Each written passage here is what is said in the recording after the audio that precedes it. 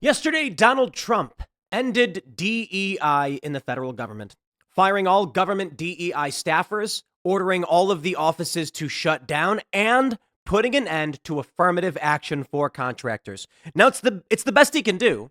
Donald Trump can't change the law, but he can issue instructions for the executive branch. And wow, my friends, I've not seen so much winning before in my life. It feels to me like for the first time in my life, we have a president. We have an actual president. And what I mean is, I've seen presidents come and go. They don't represent the people, they don't keep their promises. Obama was supposed to be anti war. He was the answer to the anger and the outrage over the Bush era. But he was more of the same, if not worse. And to be honest, look, I'm 38 and I barely remember what Clinton was doing. I remember when Bush came in. I remember growing up in those years. I remember what Obama brought. And so in truth, I was given 8 years of George W. Bush, 8 years of Barack Obama.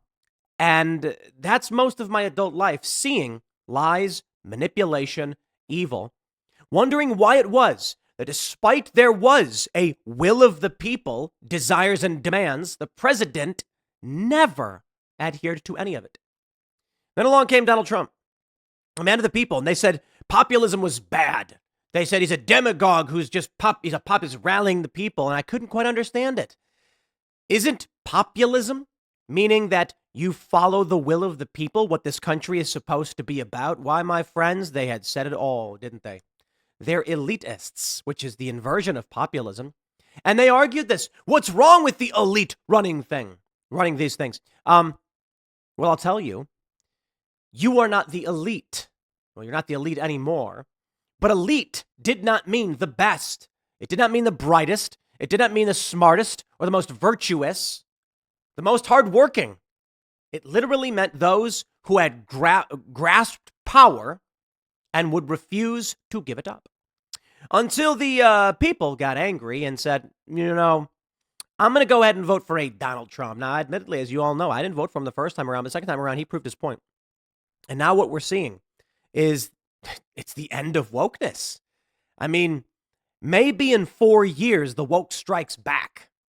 But corporate media, big tech, they have all bent the knee. They've lost. Their crackpot ideology has failed. We had Ro Khanna, a Democrat, on Timcast Ireland. He made an interesting point. He said, the Democrats got it wrong. We believed that this multicultural democracy was going to lift everybody up. And instead, it hollowed out the working class and just made things worse. And I said, wow, preach, brother. That's coming from a Democrat. But Ro Khanna has always been a bit more reasonable, though I disagree with him on most of these cultural issues. He's in favor of illegal immigration and child sex change surgeries and all that stuff. And, let's not, no. But I'll give him respect for coming on the show and having a discussion where we could and agreeing on what it means for the working class and why we got to where we are. Last night, we got major breaking news, and I want to show you this story just in the context of who Donald Trump is. People are crying over this. This pardoning of Ross Ulbricht is very much like a Kyle Rittenhouse kind of moment.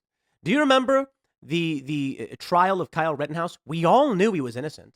We all knew that he was a terrified young man trying to do his duty to his community, providing first aid, and they tried to murder him. And he fled. And he defended himself. And it was a tragic, terrifying moment that we hope we never find ourselves in. But we knew this young man had no intention to kill anybody. He was defending himself. Do you remember that moment when they were about to read out the verdict? And they did. And they said Kyle Rittenhouse was not guilty. We were terrified. We were terrified for what it would mean in this country if you were to be attacked by far left extremists who have come back, by the way, and are now rioting in Portland once again. Strange. Biden's out of office, and here they are. Weird. We all knew that if Kyle Rittenhouse went to prison, that it sent a shockwave. It would send a shockwave to this country. But no, he was found not guilty. Then we have Ross Ulbricht. And this story goes back quite a bit, I think 13 years. I'll give you the simple version. He made a website. And so they gave him 2 life sentences. Donald Trump said the same scumbags who were going after him, many of them, are the same people who went after Ross Ulbricht. Now, pardoning all the J6ers was tremendous, and we clapped and we cheered. But seeing Donald Trump pardon Ross Ulbricht was kind of like that Kyle Rittenhouse moment. Justice and accountability had returned. And Donald Trump kept his word. You know what really got me going when Donald Trump pardoned Ross Ulbricht? What makes me emotional here is, hearing that letter. Thomas Massey last night read this letter from Ross Ulbricht about how he's looking forward to his freedom after so long. I believe he's 40 now. And it is emotional. Like I mentioned with the Kyle Rittenhouse, people were crying hearing that this man would finally be freed. He made a website. Other people were selling drugs and doing illicit things. He made a website where you could trade using Bitcoin, and other people used it for nefarious or illegal ends. He is now freed unconditionally. Do you know what the most powerful thing in that whole moment was? That Donald Trump kept his word to all of us. Fills me with an emotion I cannot describe. George W. Bush, he didn't care. Barack Obama, you think that guy cared? He blew up Americans. Donald Trump told all of us, I will do these things. You have my word. And what have we seen?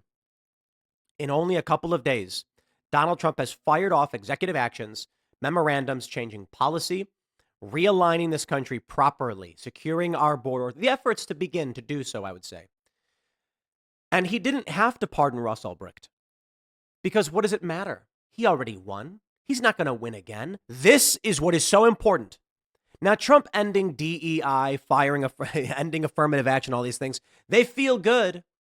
But this is policy stuff to help Trump get done what he wants to get done.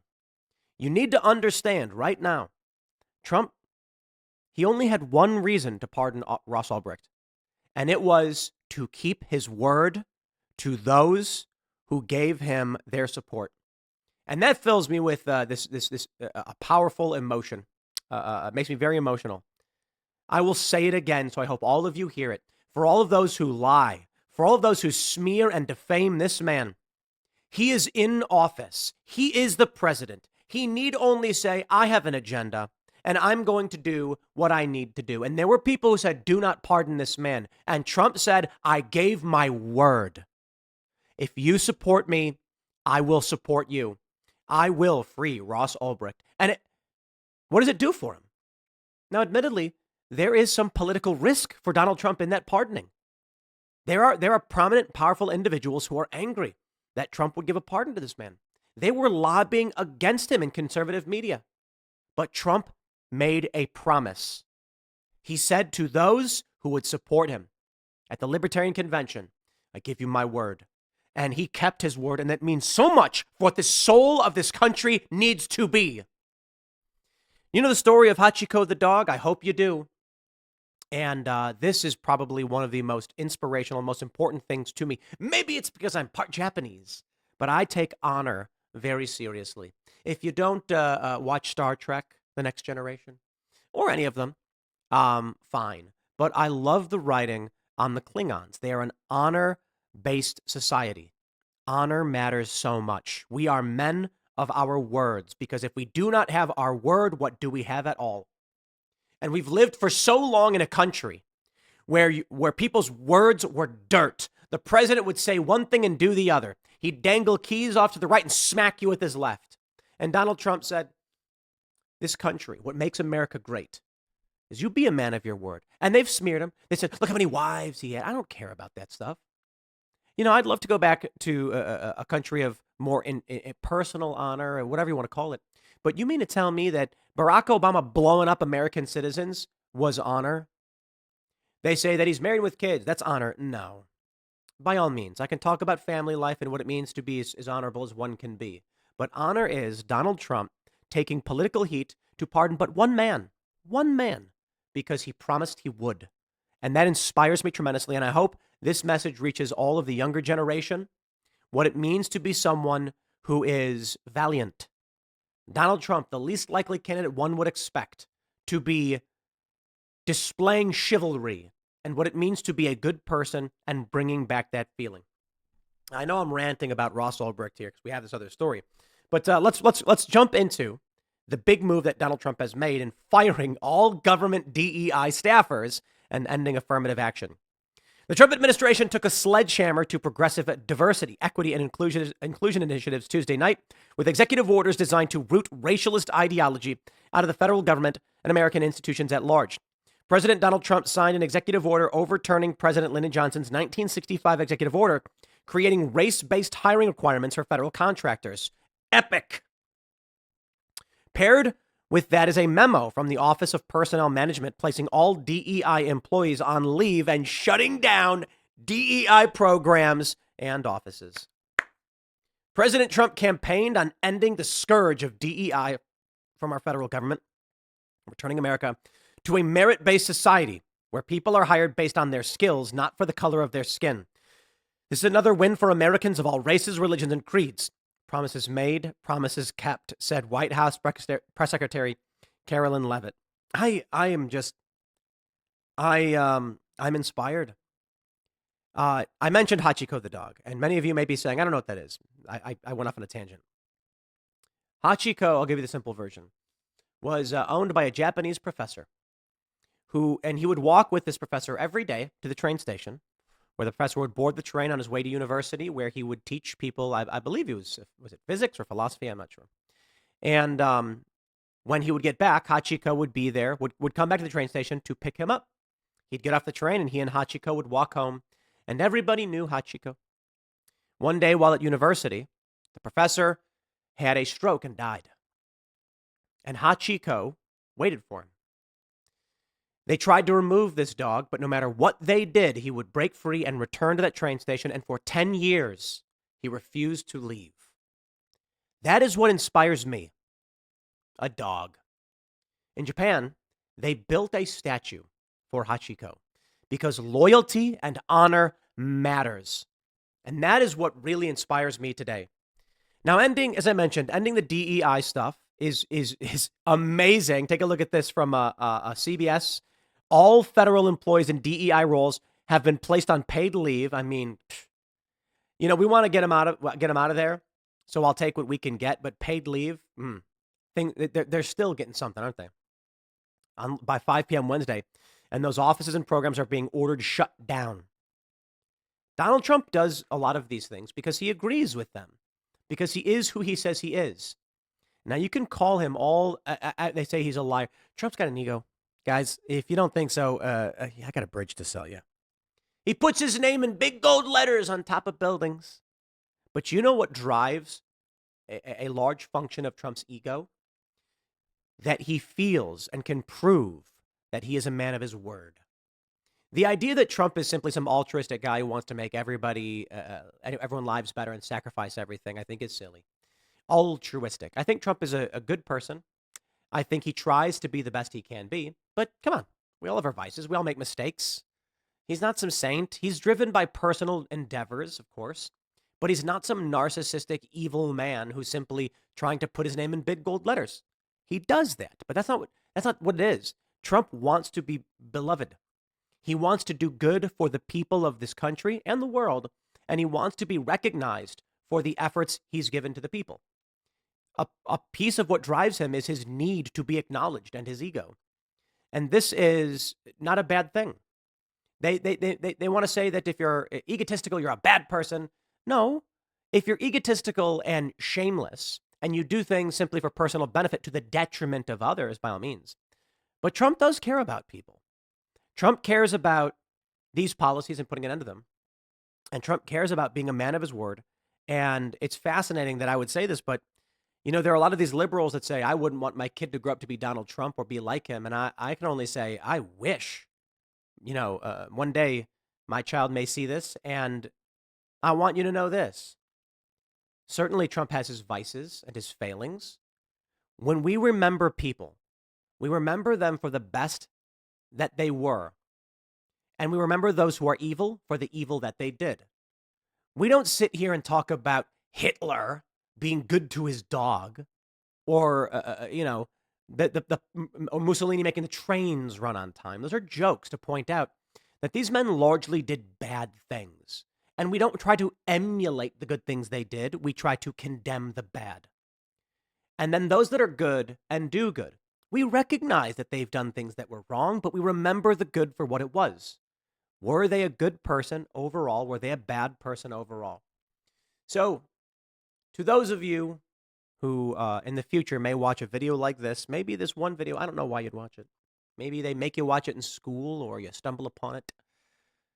Donald Trump certainly represents things that I wouldn't want my kid to engage in, don't get me wrong. But let's talk about who he is today with winning the election and filing these memorandums and freeing Russ Ulbricht. What he represents is be true to your word. If you promise to deliver in exchange for a good, you keep your word, because without our word, we have nothing. If you make a deal with someone and then you don't follow through properly and you break that deal, society falls apart.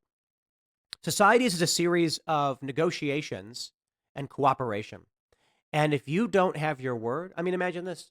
You come into town and you say, let me do work for you in exchange for money. I need a certain amount up front because that's your word. I'll begin the work. And let's say they pay you 30% to start and you leave. Your word is nothing. The next time you come back, they say, you're not welcome here. Society can't function that way. Trust is a requirement. For Donald Trump to stand strong in the face of the political lawfare and to follow through with the promises that he made to those who would support him, that's who we want to be. We live our lives in service of others, and that's the reality. I do not believe in this. There's this far left, anarchic, I don't know what you'd want to call it, but it's short-term gains, long-term losses. I feel like what largely defines the left in these days is that they get to do what they want. There's the famous quote from JFK, ask not what your country can do for you, but what you can do for your country. When we all work to, and that's the quote, but end of quote. When we all work together and we work towards helping others, that means the system improves and our lives get better. But how does that manifest? See, this DEI stuff isn't about improving the lives of everybody. It's about pushing an ideology that actually is a detriment to the people of this country who would work hard. It doesn't work. That's part of why Trump is ending it.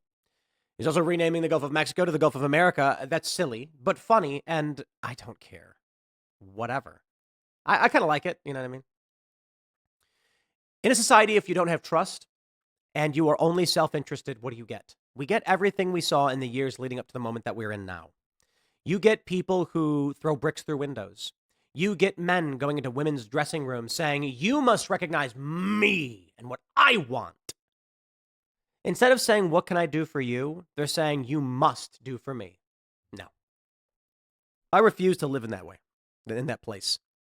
No, this country is better than that. And Donald Trump has proven it in only a couple of days. There are a lot of things Trump is doing right now.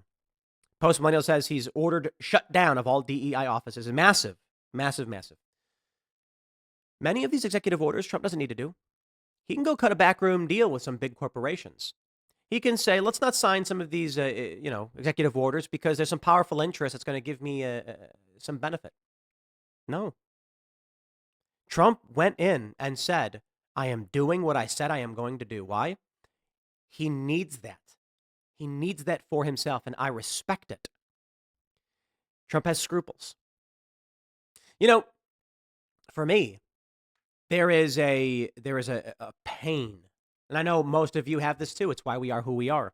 When you can't fulfill your word, or if you are forced to do something you don't want to do, you resist. You feel a kind of emotional pain, scruples, right? Donald Trump, I believe, as he sits down and looks at these executive orders, and there's someone whispering in his ear saying, do not pardon Russ Ulbricht. You don't need anything from the libertarians. You're not running for office again. Who cares? And Trump says, because I told them I would. But what benefit do you get now? They already paid. Walk away. And Trump said, no. The bill comes due.